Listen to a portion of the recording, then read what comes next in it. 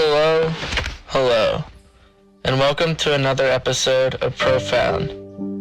Today, I want to run through a quick thought experiment and something that's been on my mind for a decent bit, and with new studies of mine, it's something I've definitely been more interested in. And the thought experiment goes like this.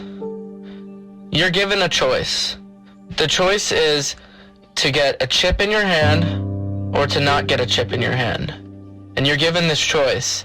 And most people immediately are just like, no, I won't get a chip in my hand. Like, that sounds fishy. That sounds like the mark of the beast. That invades my personal privacy.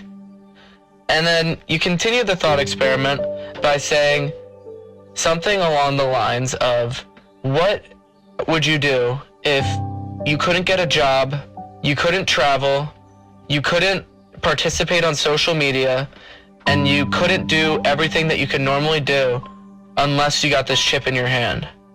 And then most people will respond with, okay, yeah, I'll get the chip. Or, yeah, that, like, I couldn't live without any of those things. Like, I gotta be able to participate in society and have a job and all that stuff. And I'll definitely get the chip. And then you kind of introduce how this can also be related to the V word, which I don't know if I'm allowed to say here. Would you get this shot in your arm? And most people immediately would be like not most people, but like a lot of people would be like, no, like unless like I'm given like a real reason. But okay, let's say you can't travel, or you can't go to a university, or you can't work your job. That already happened. That was a test. And that was a test for what's gonna come. And what's gonna come is the mark of the beast. It's the chip in your hand. It's the chip in your head. It's the physical representation of the mark of the beast. And it's been worn for a long time. And I think that around 2,000 years after the death of Jesus Christ, we are starting to see the real mark of the beast. And I think I'm going to do a presentation on this later. But I just wanted to touch on this thought experiment because it's so provoking, because people will say no right away to a chip in their hand or a chip in their head. But once you hold that leverage that your life will never be the same again, you'll be a social outcast. Nothing that you've known will be the same. People will get scared, and then they'll say, oh yeah, I'll get the chip in my hand. But under no circumstances are you supposed to get the chip in your hand. Under no circumstances are you supposed to abide to the surveillance state or abide to the transhumanist movement, because that is what takes away from your humanity, and that's what we've been warned about over 2,000 years ago. We're seeing striking parallels right now to stuff that has been warned around 2,000 years ago. And as a cycle, history repeats. And I think we're at a tipping point. And people have this picture of the mark of the beast, but if they can't live their comfortable lives that they're used to living, then they're just gonna go and get the jab, or they're gonna go and get the chip in their hand, because they can't live without, they wouldn't be able to live without normal living conditions. So it's the biggest test of faith. It's, do I want to be uncomfortable now in my life and throw away everything that I have and live as an outcast and possibly die?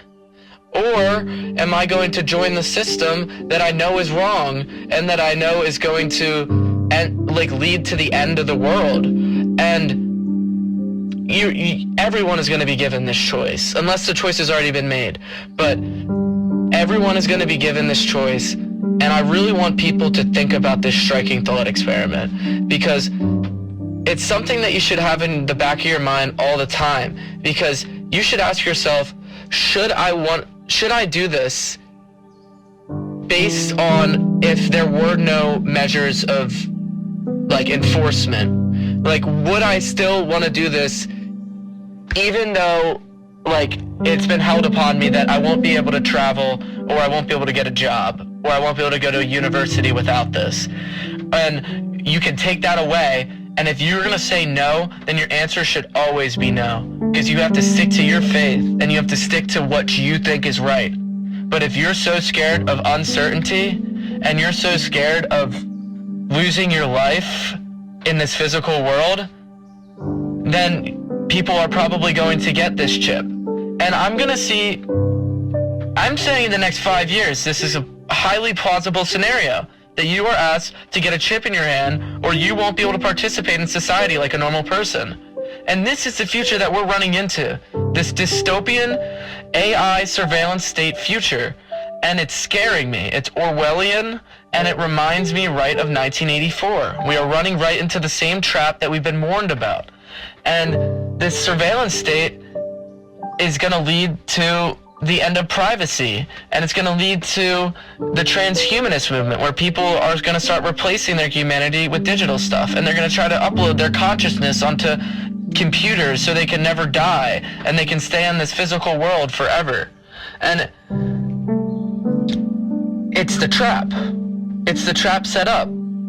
Do I want to be comfortable now, or do I want a afterlife or next life where I can be comfortable and I can live?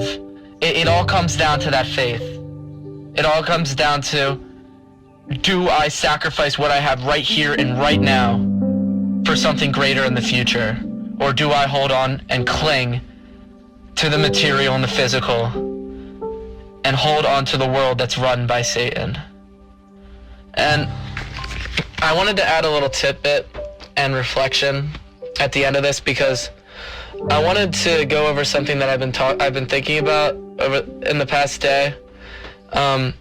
Someone I knew, I wasn't very close with, but someone I knew who was an extremely nice person, one of the best people I've ever met in my whole entire life, just passed away of cancer.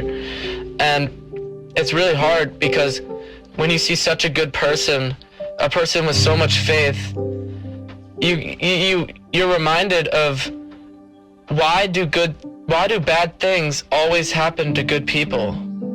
And it's almost like this world isn't meant for good people. And this is what this is kind of like the reflection I just thought of today, was this world, it might not be meant for good people. Like, the people at top are the worst people. They're the most evil, they're the corrupt, they're the people that are so clung on to the material and physical and power and greed and corruption and all sin. So if you are sinless in a world full of sin, then you don't belong in this world, and therefore taken to somewhere better.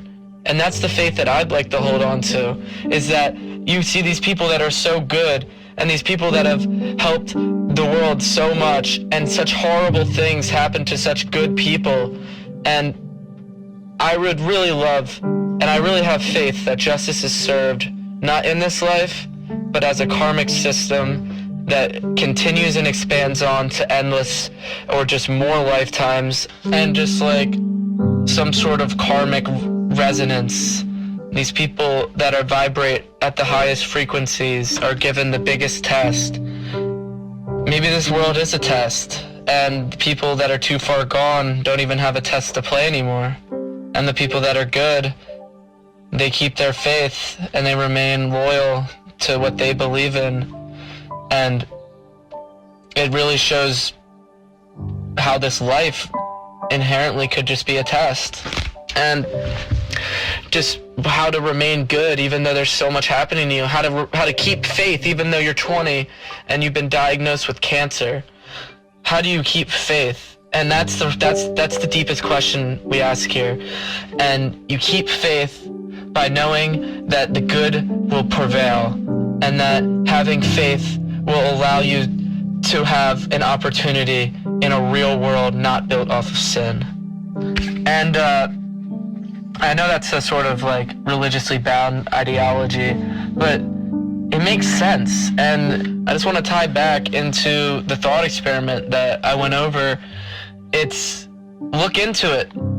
Think to yourself, if you're given a decision in the next 5 years, next 5 to 10 years, if you're going to get a chip in your hand or you're going to be an outcast in society, what are you going to do?